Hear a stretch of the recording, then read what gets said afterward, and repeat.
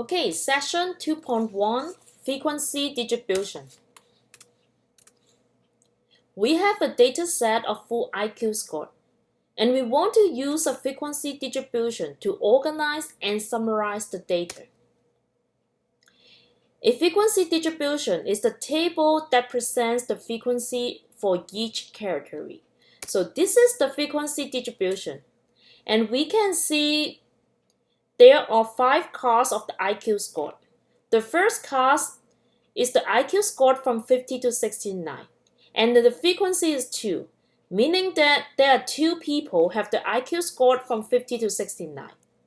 And here the frequency is 33, so there are 33 data that is falling into this IQ score from 70 to 89.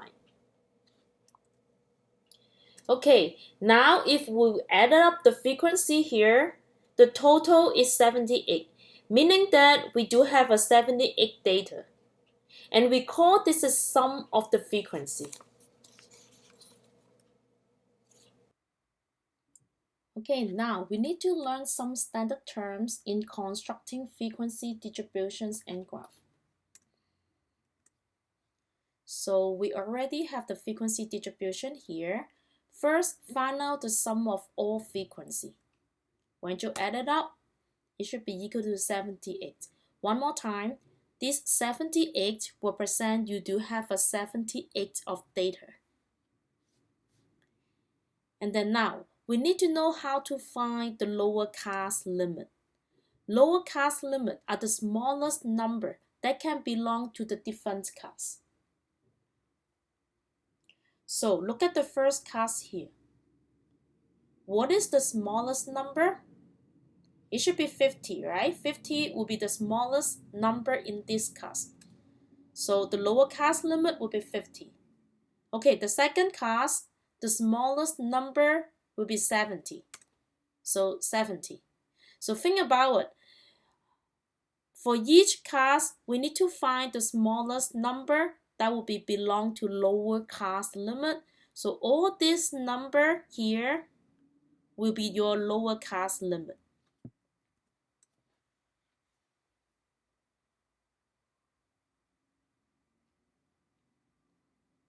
And then second one, upper class limit. Upper class limit are the largest number that can belong to the different class. And again, for each class, find out the largest number that will be your upper class limit. So the first one should be 69. Second one, the largest number will be 89. Okay, again, so all the largest number in each class here, that will be your upper class limit.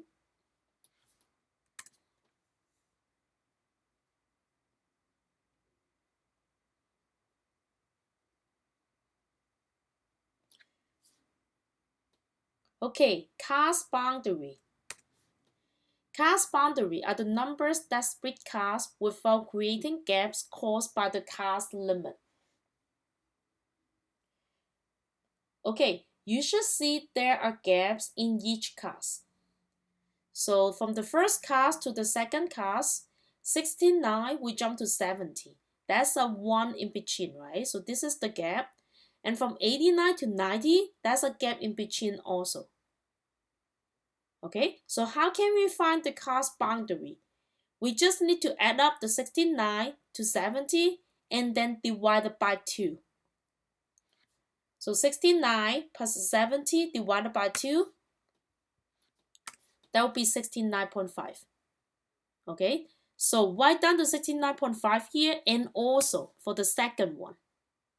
Okay, and then next one, from 89 to 90, add it up, divided by 2. So that will be 89.5. Again, write it up in here, 89.5. Okay, try to find these two. Add it up, divided by 2. So you could get 109.5. Same idea for this one, 129 to 130. Add it up, divided by 2. Okay? We are not done yet. For the class boundary, we also consider the first one in here. So think about it. Even though this is the first class, we could emergent. We will put emergent the 1 before the first class. We should have a 40 to 49, right? So we need to find the gap in between here. So 49 plus 50 divided by 2, that will be 49.5. Okay, and this one we just make it up, so we just like erase it. And also, we need to find one more class boundaries at the end in here. So again, we could emergent one more class. It's going to be from width 150 to 169. So add up these two, divided by 2. You should get 149.5. Okay? So this is going to be your class boundaries. One more time, don't forget about like the first one here and then the last one in here.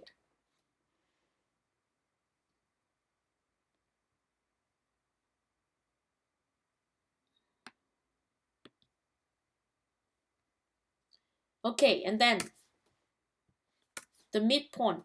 Class midpoints are the values in the middle of the class. So for each class here, we need to find the value in the middle. Okay, so pretty much added up divided by 2. 50 plus 60, 9 divided by 2. You're gonna get 59.5. Same idea for the second class, added up divided by 2. Okay, can you guys try to finish this free?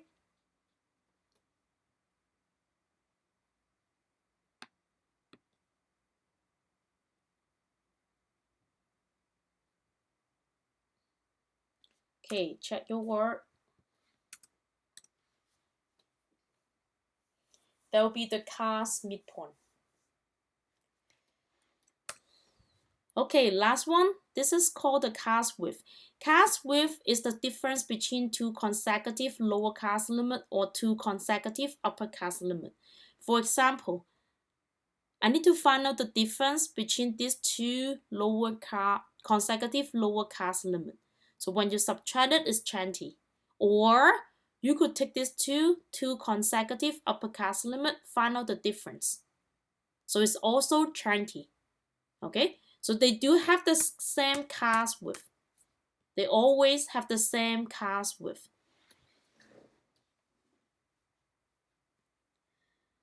So now you guys know how to find out lower class limit, upper class limit, class boundaries, class midpoint, and also the class width.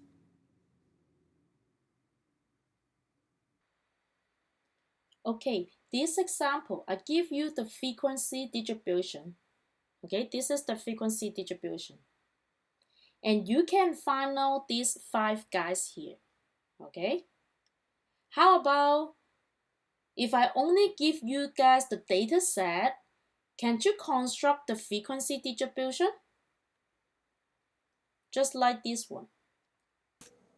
So here are the steps for constructing the frequency distribution. Okay. Let me look at this here.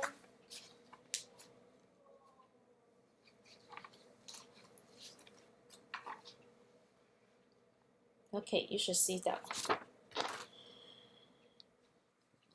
Okay, if you want to constructing the frequency distribution, the first step, decide on the number of class your frequency table will contain. Usually 5 and 20 is good. Okay, for the previous example, we do have 1, 2, 3, 4, 5. We do have a 5 number of class. Okay, so this is the first step you need to do. Decide how many number of class you have. Okay, we could look at this example here. Statistic exam grade. Suppose that Chinese statistics student scores on the exam are as follow. Okay, I have the data here. And then I need to construct a frequency table. First, I need to select how many number of class do we have.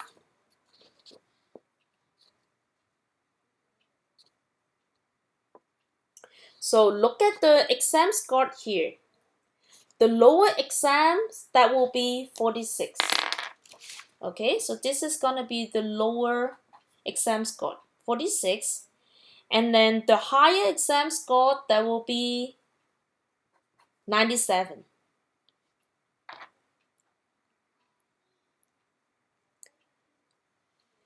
And then we know that normally the exam score is going to be from 0 to 100, right? But right now, the lowest exam is going to be 46. So we can just start from 46 to something. So we could have a something like 46 to something, and the next one would be 50 something, 60, 70, 80, and then 90 something here, right? So we're going to count 1, 2, 3, 4, 5, 6. We can select 6 number of cards here. Actually, you don't have to choose 6 number of cards. You can choose whatever you like, because everyone can have a different frequency distribution. Okay, so I just select 6 number of cards here. And then second, determine the cards width by dividing the range by the number of cards, and then write your result to a convenient numbers. Okay, so I need to calculate the cast width. The cast width, that would be equal to the range over the number of casts. Okay, I could calculate the range using the highest number minus the smallest number divided by the number of casts, and then we select 6 as my number of casts. Okay, so let me put it here. 97 minus 46 divided by 6. You can find the number is equal to 8.5. Okay, we don't want to use a decimal. We try to round it up to a convenient number. You can round it up to the 9, but I will make it much more easier. I'm gonna round this number to the 10. Okay, so you know the cast width, that will be equal to 10. Okay, cast width is gonna be equal to 10. Okay, now we're gonna choose the value for the first lower cast limit.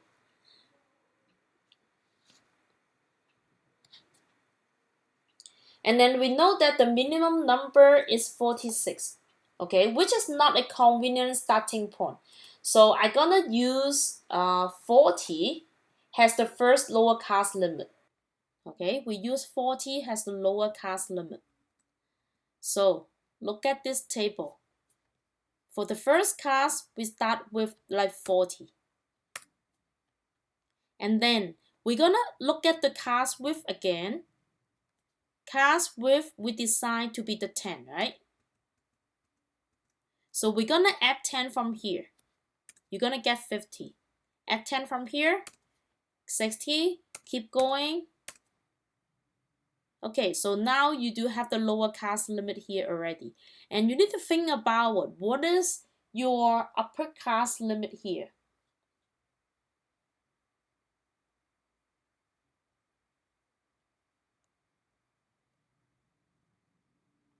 So can it be like 40 to 50? No, right? Because the 50, we started from the second cast. So we're gonna subtract 1 from here. So that will be 49. And then you could do the same thing. Add the cast width from 49. So you should get 59. 69, 79, 89, and 99. Okay, now we need to count the frequency for each cast. So for the first cast from 40 to 49, we have a 1 student fall in this cast. Okay, you could look at the data again here. From 40 to 49, we do have a one exam score. So that's why the frequency is 1. For the second cast, from 50 to 59, how many of them? From 50 to 59, we have a 55 and a 57, right? So that's why I do have a two data. The exam grade is going to be in between 50 to 59. Now I want you guys complete the frequency here and then find out the total.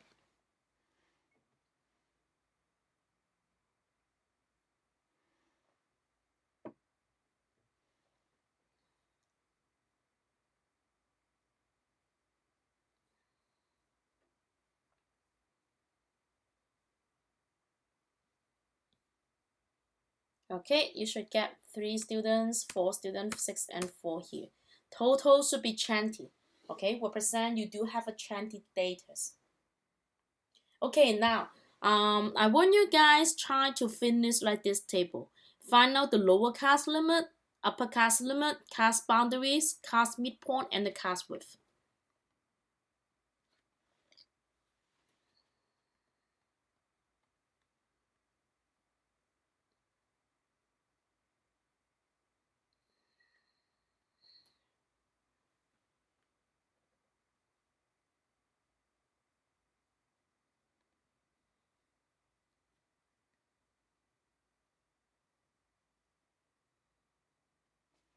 For the lower cast limit, that will be the smallest number in each cast. So one more time, all this number is the smallest number in each cast. So that will be my lower cast limit.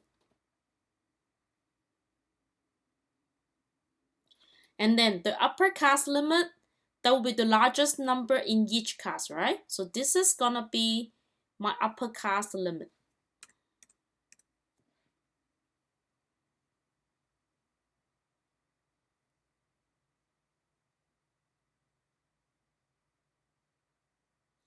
Okay, cast boundaries. Cast boundaries is talking about the gaps in between here, right? From 49 to 50, that's a gap. So add it up divided by 2. Okay, and also make sure finding the gap for the first one and also the last one in here. So try your work.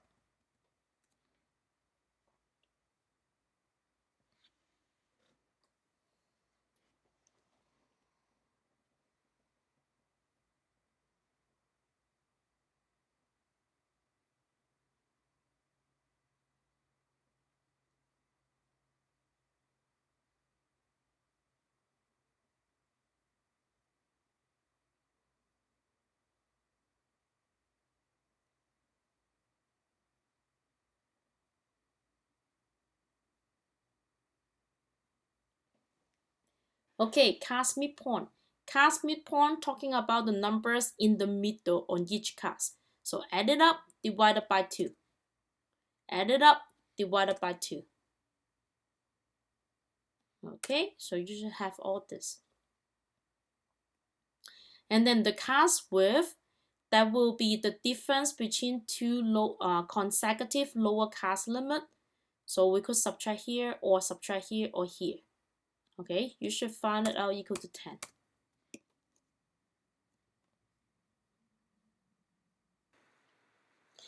Okay, for frequency distribution, we can use the relative frequency or percentage frequency instead of frequency in each cast. So to find the relative frequency, we have this formula. Relative frequency equal to the frequency over sum of all frequency. And then for the percentage frequency, there'll be frequency over sum of all frequency times 100%. Okay, after you calculate it, add it all up for the relative frequency, it must be really close to 1. And then when you add up the percentage frequency, it must be very close to 100% here. Okay, let's try the example. I will use the previous example here. We do have the exam grade and frequency. First, add it all up. What is the total frequency here? It should be 20, right? And then we're gonna calculate the relative frequency. We're gonna use the frequency divided by the sum of the all frequency, that will be 0.05. And for the percentage frequency, that will be 1 divided by 20 times 100% equal to 5% here. Okay, can you guys compare these two tables? I mean, like compare like the relative frequency and the percentage frequency here.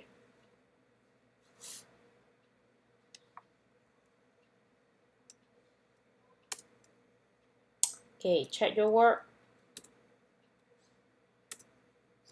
Okay, and then remember when you add it all up for the relative frequency, what's going to be equal to?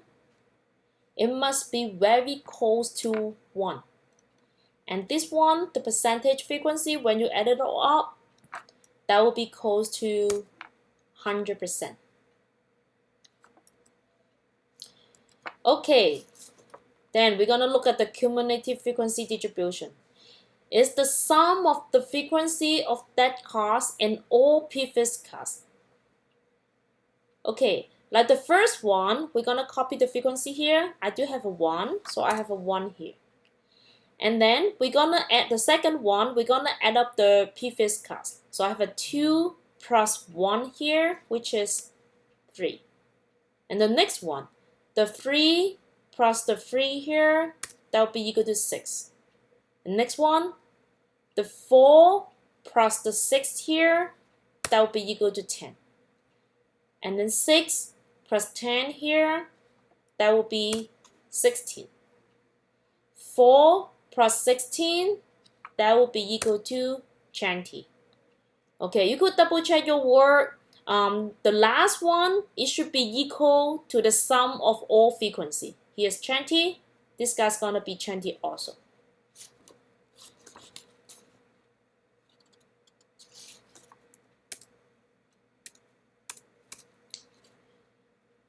Okay, the frequency distribution can help us understand the distribution of a data set. For this example, we can use the frequency distribution to draw a graph. Okay, I'm gonna use the frequency distribution to draw a graph. And I will use the exam grade. Exam grade here has my x-axis frequency. That will be my y-axis. So for the first class, I have 40 to 49. I have 1 student, so put the course here, 1 student. 50 to 59, I do have a 2 student, and I put a course here. Okay, and then after you're done, you just need to join the points all together. You could see the graph look like this.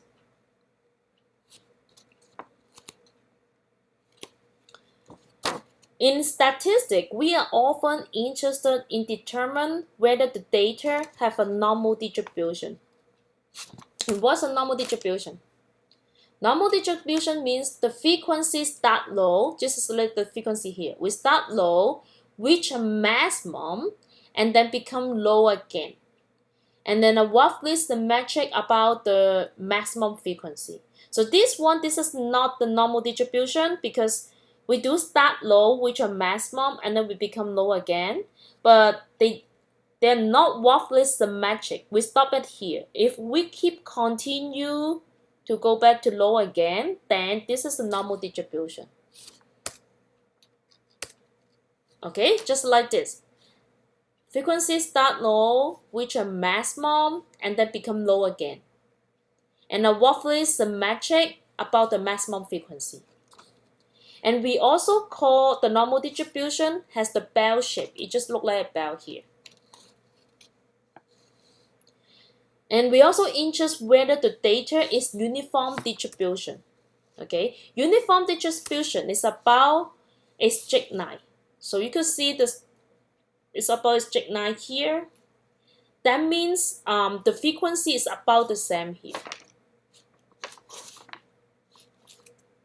Okay, that's it.